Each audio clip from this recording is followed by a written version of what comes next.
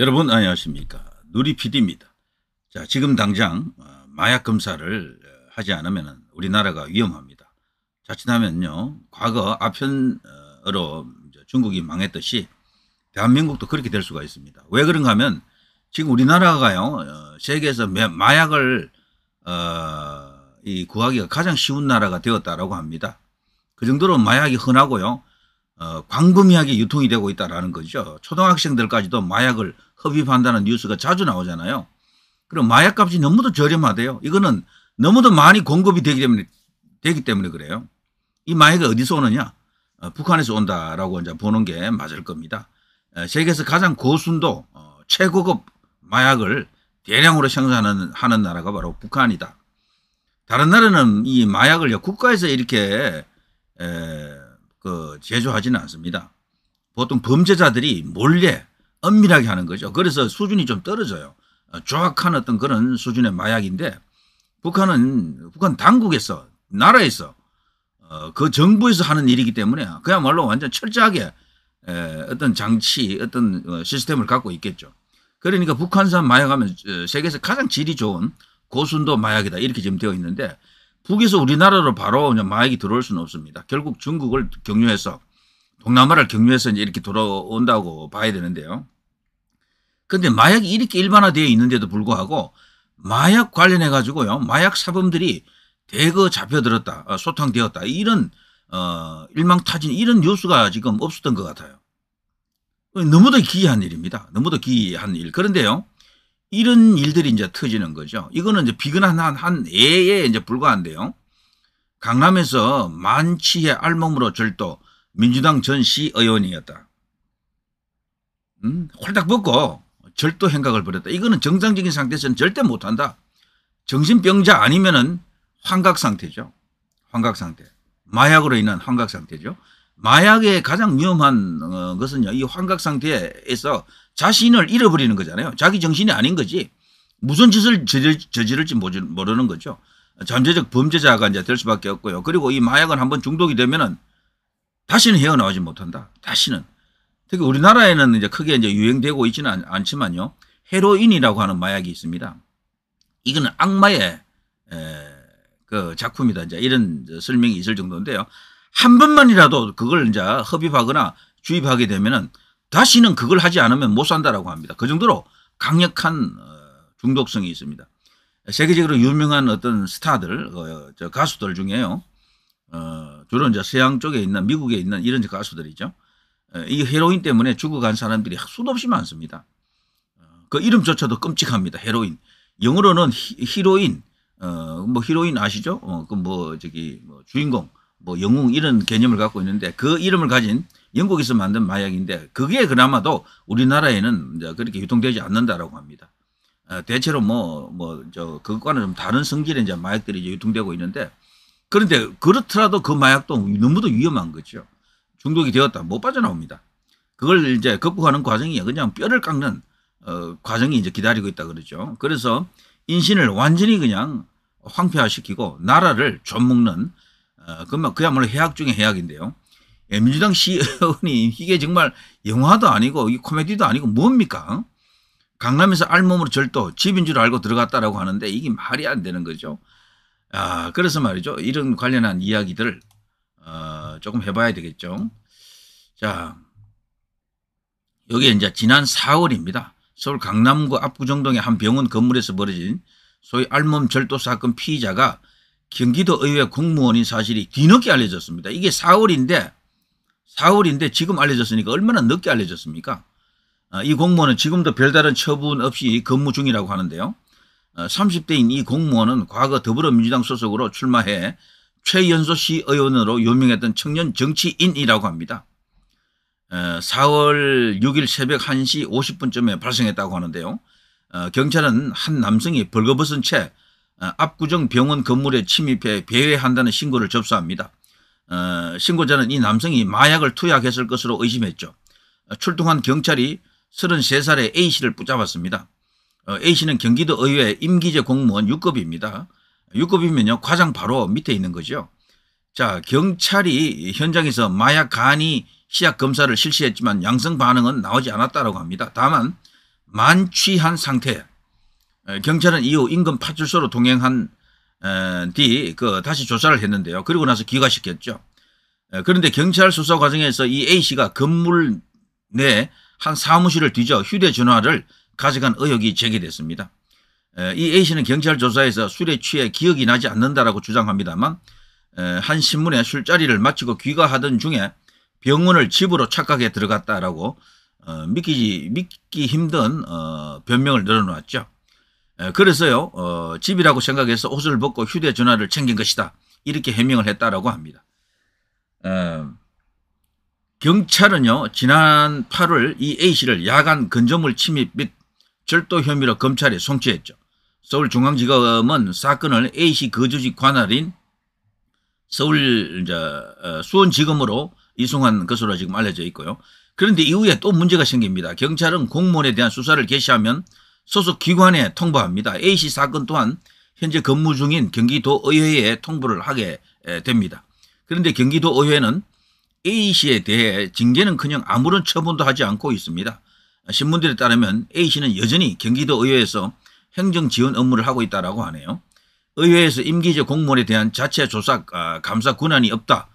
사안이 발생하면 도청에 관련 사안을 보고한 뒤 도청에서 징계 절차 등을 진행하도록 돼 있다. 이렇게 지금 말하는데요. 자, 아무튼 이 A씨 사안은 아직 수사가 진행 중이기도 하지만 도청에 관련 사안이 보고되지 않은 상태로 수사가 최종 종결되고 1심 판결이 나오면 결과에 맞춰 적절한 절차가 진행될 것이다 라고 경기도의회가 지금 말하고 있습니다.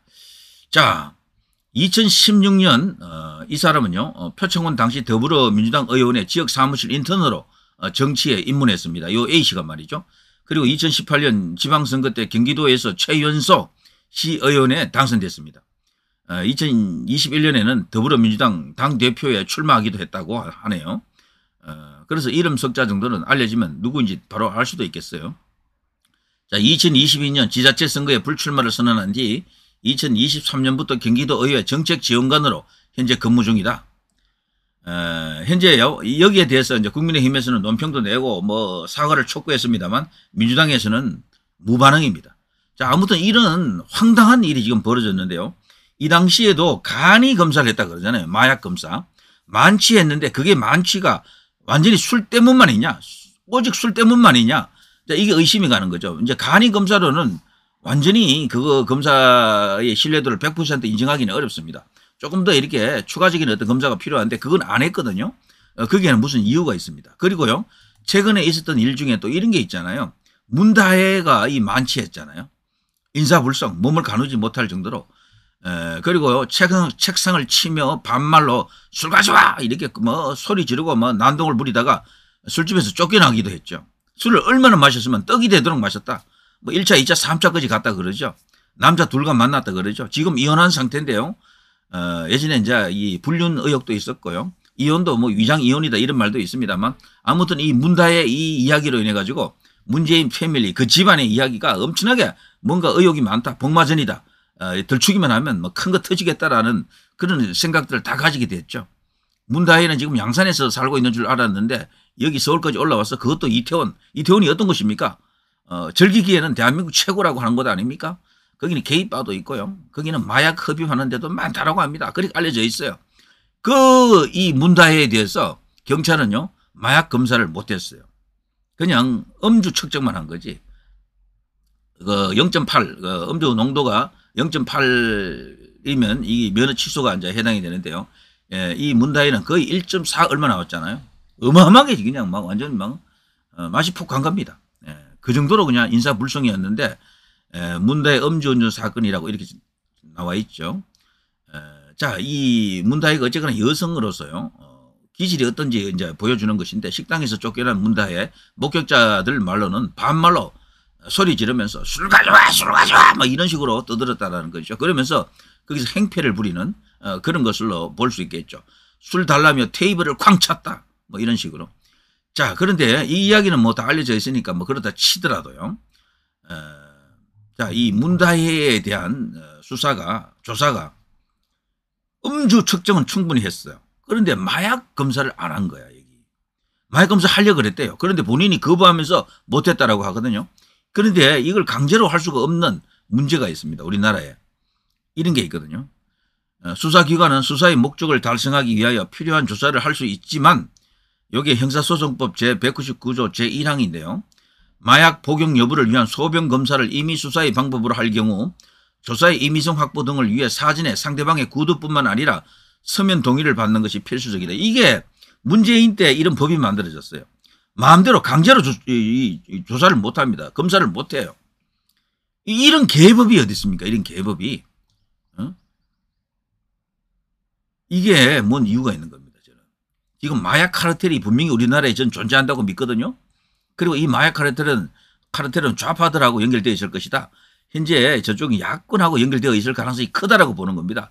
그들의 거대한 저수지가 있다면 그것이다. 거기서 어마어마한 어떤 수익금이 발생할 수도 있다라고 생각하는 사람들이 적지 않게 있습니다. 그런데도 한 번도 여기에 대해서 제대로 된 수사나 조사가 없었다. 문재인은 왜 그 자기가 대통령일 때 그 법을 만들었나? 그 법을 통과시켰나? 혹시 그 딸? 아니면 그 집안에 혹은 누군가 마약을 흡입하는 사람이 있지 않을까라는 의심을 자연스럽게 할 수밖에 없어요. 이번에도 이게 이제 마약 검사가 또 안 됐고 말이죠. 그리고 아까 그 이제 민주당 그 시의원 그 사람도 말이죠. 청년, 현재 이제 공무원으로 있는 이 사람도 결국에는 마약 의심이 들어요, 사실은. 이 비슷한 사건들이 그쪽 야권에서는 자주 일어납니다. 그리고 유난히 많은 이 성폭행 혹은 성추행에 대한 이야기도 많이 일어나잖아요. 그런 것들이 온전한 정신에서 사실 일어나기 쉽지 않습니다. 술이 들어가거나 마약 같은 게 들어가게 되면 저런 것들이 훨씬 가능성이 커지는 거죠. 소위 보수나 우파 쪽에서는 언제부턴가 이 성에 관련한 성폭행 등등 이런 어떤 추문에 대한 어떤 범죄 행위를 하더라도요. 인간이 그냥 인간 말종 같은 그런 분위기의 어떤 사건이나 범죄가 거의 없잖아요. 근데 저쪽은 너무도 많이 일어나거든. 소위 말해서 성폭행것만 하더라도 유력 대선 주자가 걸린 게 도대체 몇 명입니까? 안희정에 박원순은 벌써 저 세상 사람 됐고요. 여기 또 오구돈에 수도 없이 많은 사람들이 거기 걸렸다라고요. 이런 것들이 저는 너무도 이상하다. 그래서 우리나라는요, 지금 저들이 의회를 장악하고 있기 때문에 법을 만들 수는 없는데 반드시 이 마약 검사법을 수상하다 생각하면요, 경찰에서 강제로 조사할 수 있는, 검사할 수 있는 그 법안을 반드시 만들어야 됩니다. 이대로 가면요, 나라가 위험합니다. 우리나라는 지금 너무도 많은 마약이 지금 돌아다니고 있다라고 합니다. 그리고 과거에 아편 전쟁이 일어났던 그 아편으로 망한 나라 중국을 그 청나라죠. 그거를 이제 이렇게 재현하지 않기 위해서라도 그걸 타산 지석의 교훈으로 삼아야 됩니다. 위험합니다, 지금. 자, 누리 PD 김준이었습니다.